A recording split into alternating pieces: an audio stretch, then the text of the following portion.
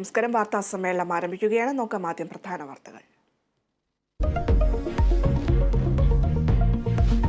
പ്രധാനമന്ത്രി നരേന്ദ്രമോദി തലസ്ഥാനത്ത് തുമ്പയിലെ വിക്രം സാരാഭായ് സ്പേസ് സെന്ററിലെത്തി. മോദിക്കൊപ്പം മുഖ്യമന്ത്രി പിണറായി വിജയനും ആരിഫ് മുഹമ്മദ് ഖാനും. ഗഗനിയൻ ദൌത്യത്തിനുള്ള സഞ്ചാരികളുടെ പേരുകൾ അല്പസമയത്തിനകം പ്രഖ്യാപിക്കും. ദൌത്യ സംഘത്തിൽ ഒരാൾ മലയാളി.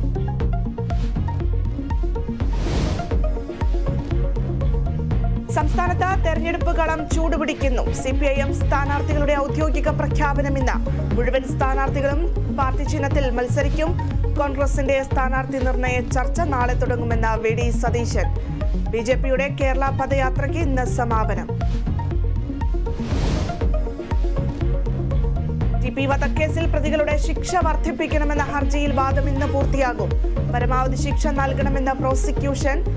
വധശിക്ഷയായി ഉയർത്താൻ സാഹചര്യമുണ്ടോ എന്ന പ്രോസിക്യൂഷനോട് കോടതി. 8ാം പ്രതി KC രാമചന്ദ്രന് കുറ്റബോധമില്ലെന്ന പ്രൊബേഷൻ ഓഫീസറുടെ റിപ്പോർട്ട്.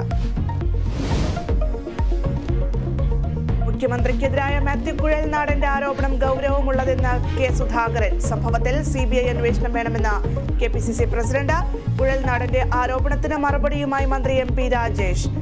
ഭൂമി കയ്യേറിയത് പിടിക്കപ്പെട്ടതിന്റെ ജാള്യത മറയ്ക്കാനെന്ന് വിമർശനം.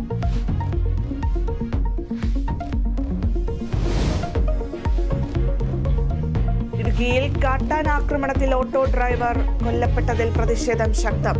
മൂന്നാറിൽ LDF ഹർത്താൽ. സർക്കാരിനെ കുറ്റപ്പെടുത്തി കോൺഗ്രസ് ജില്ലാ നേതൃത്വം. അക്രമ സ്വഭാവമുള്ള മൃഗങ്ങളെ കൊല്ലുന്നില്ലെങ്കിൽ നിയമം കയ്യിലെടുക്കുമെന്ന് CP മാത്യു. വനവകുപ്പ് ഉദ്യോഗസ്ഥർ നിസ്സംഗത മനോഭാവം കാണിക്കുകയാണെന്നും CPM. മൂന്നാർ ന്യൂ കോളനിയിൽ നിലയുറപ്പിച്ച് കാട്ടാനക്കൂട്ടം. മസാല ബോണ്ട് കേസിൽ കിഫ്ബി ഉദ്യോഗസ്ഥർ EDക്ക് മുന്നിൽ. DJM ഫിനാൻസ് അജോഷ് കൃഷ്ണകുമാറും മാനേജർ ഹേമന്തും ഹാജരായി. കരുവന്നൂർ ബാങ്ക് തട്ടിപ്പ് കേസിൽ CPIM കൗൺസിലർമാരും ചോദ്യം ചെയ്യാൻ എത്തി.